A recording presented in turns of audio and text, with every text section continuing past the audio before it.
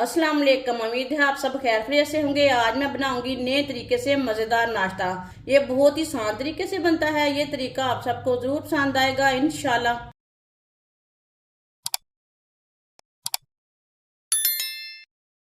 एक प्याली गंदम का आटा,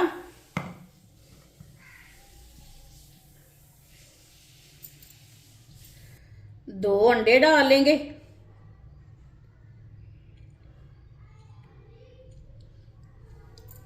एक बरीक कटा हुआ प्याज प्याज डाल लेंगे,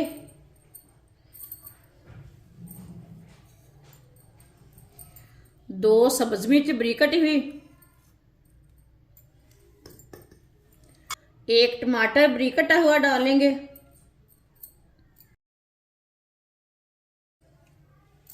थोड़ी सी पत्ता गोभी डाल लेंगे बरीक कटी हुई,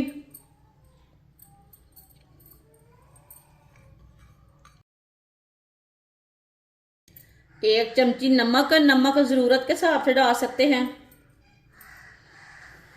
एक चमची कुटी हुई लाल मिर्च, एक चमची जीरा पाउडर डाल लेंगे, पिसा हुआ जीरा, दो चुटकी बेकिंग पाउडर डाल लेंगे। पहले सब चीजों को मिक्स कर लेंगे।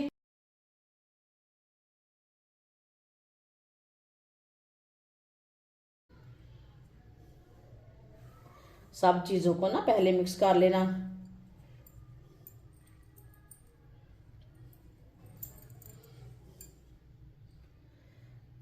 इसे मैंने मिक्स कर लिया। अब इसमें पानी डाल लेंगे। पानी ज़रूरत के हिसाब से डालना है, ज़्यादा नहीं डालना, थोड़ा थोड़ा करके डाल लेंगे पानी। अच्छी तरह मिक्स कर लेंगे। पेस्ट को गाढ़ा भी नहीं रखना और पतला भी नहीं रखना।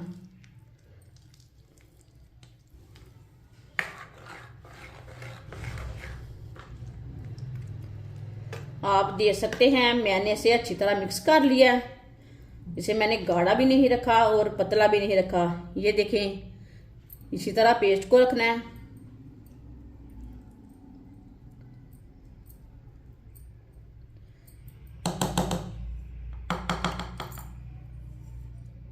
इसे 10 मिनट के लिए रेस्ट के लिए रख देते हैं।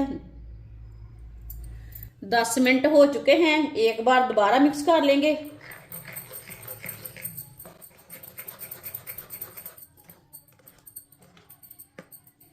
इसे मैंने दोबारा मिक्स कर लिया।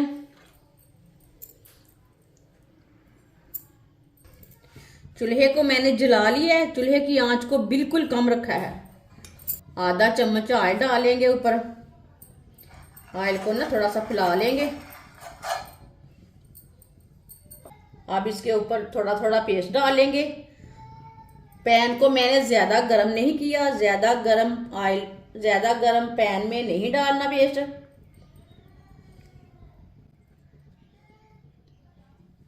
आप देख सकते हैं मैंने पेस्ट को डाल लिया है। अब इसे सीधा कर लेंगे, गोल कर लेंगे, जैसे रोटी होती है वैसे बना लेंगे इसे।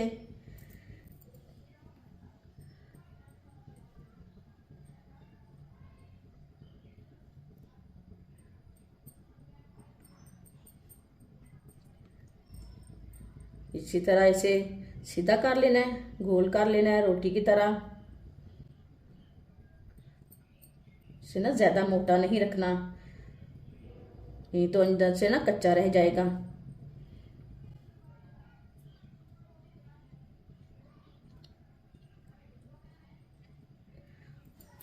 अब चूल्हे की आंच को मीडियम कर देंगे। ज्यादा नहीं करेंगे, मीडियम करेंगे।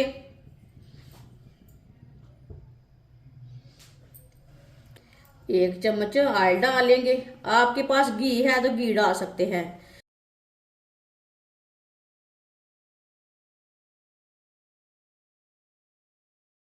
ऑयल इससे कम भी डाल सकते हैं।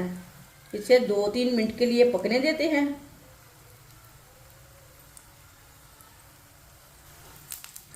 आप देख सकते हैं ऊपर से भी थोड़ा सा पकने लगा है। इसी तरह थोड़ा सा ना इसे घुमा लेंगे ताकि नीचे से अच्छी तरह पक जाए, टूटे ना।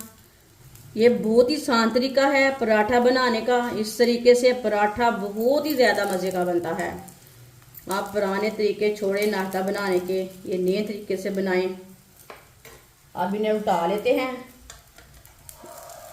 माशाल्लाह। चूल्हे की आंच को कम करेंगे। चूल्हे की आंच को मैंने कम कर लिया है। ये वाली साइड से भी 1 चम्मच ऑयल लगा लेंगे। आप दे सकते हैं, मैंने बिल्कुल भी ज़्यादा ऑयल नहीं लगाया। ये वाली साइड से भी 2 मिनट के लिए पकने देते हैं। 2 मिनट के बाद में इसे घुमाते फिराते इसे पका लेंगे। किधर से भी जलने नहीं देना इसे। 2 मिनट हो चुके हैं। ये वाली साइड से भी उल्टाए हुए। अब इसे थोड़ा सा घुमा लेंगे। ये बिल्कुल भी मोटा नहीं था। इसमें हमने बेकिंग पाउडर डाला है, इसलिए थोड़ा सा ना फूल चुका है।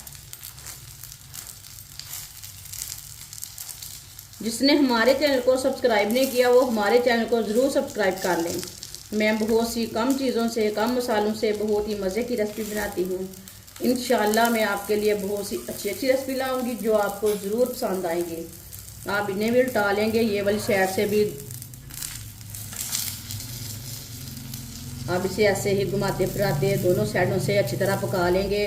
जलने बिल्कुल भी नहीं देना है।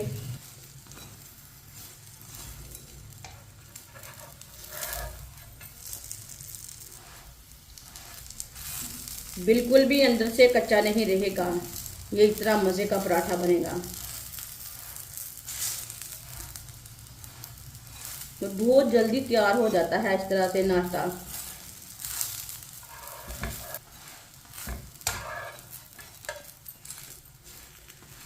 आप दे सकते हैं। दोनों साइडों से पराठा हमारा अच्छी तरह पक चुका है। चूल्हे को बंद कर देंगे। माशाल्लाह, देखिए पराठा कितना ही अच्छा बना है। हम इसे प्लेट में डाल लेंगे। जो बाकी के बचे हुए पराठे हैं वो भी इसी तरह तैयार कर लेंगे। माशाल्लाह सारे पराठे हमारे तैयार हो चुके हैं।